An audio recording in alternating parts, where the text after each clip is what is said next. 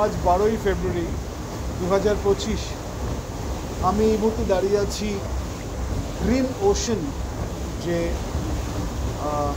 Cruise কোম্পানিটা আছে তাদেরই একটা পার্টিকুলার ক্যাটামারাইনে, আপনি জাহাজও বলতে পারেন, প্রাইভেট জাহাজ বলতে পারেন, প্রাইভেট জাহাজে আমি তার ডেকে দাঁড়িয়ে আছি। আমাকে ছবি করে দিচ্ছেন আমার একজন সহযাত্রী, অনেক ধন্যবাদ স্যার আপনাকে। আমরা আজকে সকালবেলা বেরিয়ে আমাদের হোটেল থেকে খুব ভোরবেলা বেরিয়েছি, 5টায় বেরিয়ে আমরা গাড়িতে করে এই শিপইয়ার্ডে এসেছি। শিপইয়ার্ড থেকে আমরা গাড়িতে উঠে আমাদের সকালবেলা হোটেল থেকে ব্রেকফাস্ট দিয়ে দেওয়া হয়েছিল, ওই ব্রেড টোস্ট, একটা করে ডিম সেদ্ধ আর একটু ফ্রুট জুস। তো সেই ব্রেকফাস্ট নিয়ে আমরা রাস্তায় একটু চা খেয়ে আমরা চলে এলাম। 6:20 এই ক্যাটামারাইন বা এই ক্রুজটা স্টার্ট করলো। এটা করলো হচ্ছে পোর্ট ব্লেয়ার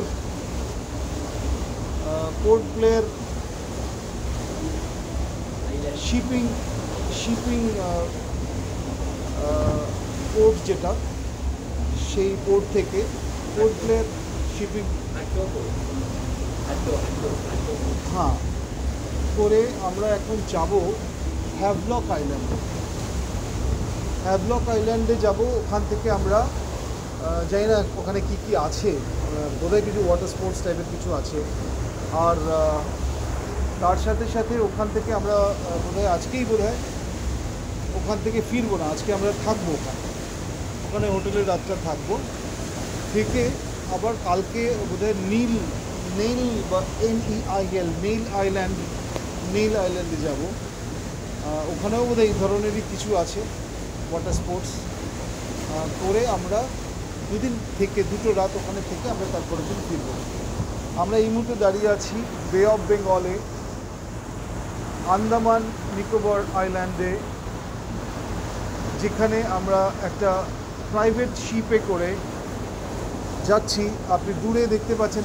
আচ্ছা, আজকে মনে হচ্ছে যেন এই যে কালা পানি বলতো, আমার মনে হয় জলের রঙটা যখন অন্ধকার হচ্ছে, মেঘ হচ্ছে, তখন জলের রঙটা পাল্টে কালো রঙ হয়ে যাচ্ছে। কিন্তু অন্যান্য জায়গায় বা আমরা যখন বাইরে থেকে তুলছি দেখছি কখনো নীল কখনো সবুজ, কিন্তু কালা পানি কথাটার অর্থ এতদিন বুঝতে পারছিলাম না। আমার মনে হয় যখন মেঘ কালো করে আসে আকাশটা বা যেদিকটা ছায়া পড়ে সেই দিকটা বোধহয় জলটার রঙটা বোধহয় তখন একটু কালো দেখায়। আমি জানি না, বুঝতে পারছি না ব্যাপারটা। অত্যন্ত রোমাঞ্চকর এই যাত্রা। আমার অনেক ধন্যবাদ আমার সহযাত্রী এই ছবিটি করে দিচ্ছেন আমাকে।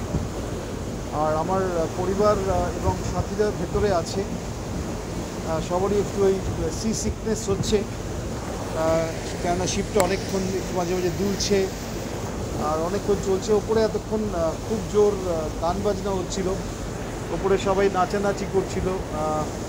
রেডিও জকি বোধহয় কেউ আছে ওখানে, অনেক ওই ডান্স ফুট ট্যাপিং মিউজিক চলছিল। সেই ফুট ট্যাপিং মিউজিকের সাথে সবাই খুব ডান্স করছিল।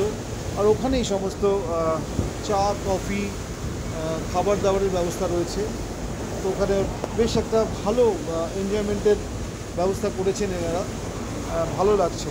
এটার যাত্রাপথ বোধহয় 2.5 ঘন্টার মতো, আমরা প্রায় 1.5 ঘন্টার মতো পার করেছি, আরও 1 ঘন্টা হয়তো আমাদের সময় লাগবে।